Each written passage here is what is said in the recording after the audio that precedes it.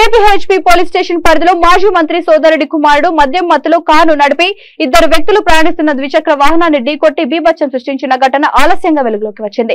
6వ తేదీ అర్ధరాత్రి జేఎన్టీయూ రోడ్డులో రాంగ్ రూట్ లో వచ్చిన ద్విచక్ర వాహనాన్ని కారు ఢీకొట్టింది. కారును నడుపుతున్న వ్యక్తి బ్రీత్ అనలైజర్ పరీక్ష నిర్వహించగా మద్యం సేవించినట్లు పరీక్షలో తేలింది. ఈ ప్రమాదంపై పోలీసులకు ఉదయం ఫిర్యాదు చేసినా సాయంత్రం వరకు కేసు నమోదు చేయలేదని, ప్రమాదంలో గాయపడిన ఆ ఇద్దరి పరిస్థితి విషమంగా ఉందని, వారిద్దరూ పేదవారని, వారికి న్యాయం చేయాలని బాధితుడు బంధువులు డిమాండ్ చేస్తున్నారు.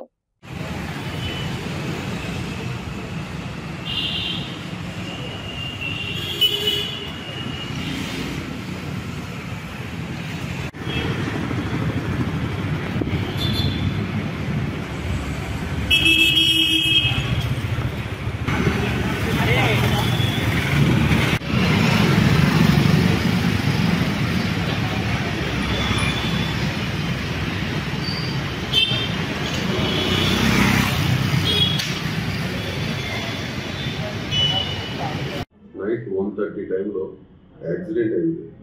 ఈ నైట్ ఫేస్ కోరమాల్ జంక్షన్ నుంచి హోండా సిటీ కార్ మీద డ్రంక్ డ్రైవ్ తాగి ఉన్నారు. వాళ్ళు ప్రొసీడింగ్ టువర్డ్స్ కలవరీ టెంపుల్ రాంగ్ రూట్లో పోతూ హోండా సిటీ మీద వస్తున్న వ్యక్తుల్ని యాక్సిడెంట్ చేయడం జరిగింది.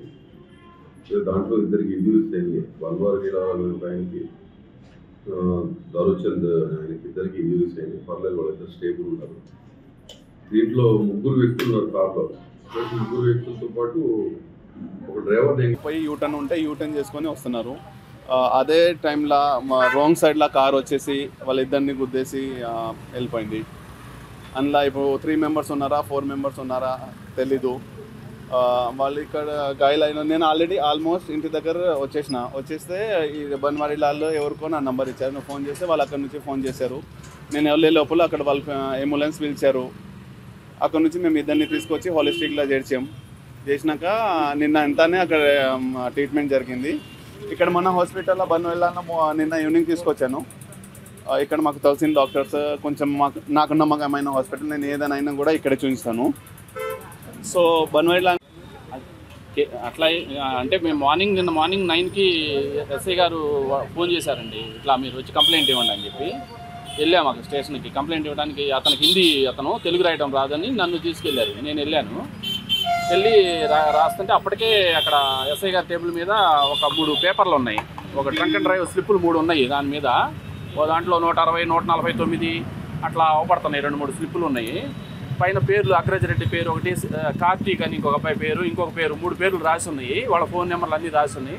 నేను అడిగాను అక్కడ ఆయన్ని, ఇక వీళ్ళు లోపల ఉన్నారా సార్ అని అడిగితే, లేదండి రాత్రి స్టేషన్ పేరు నుంచి పంపించాము, వస్తారండి మనకి ఎప్పుడు కావాలంటే అప్పుడు వస్తారని చెప్పి అన్నారు.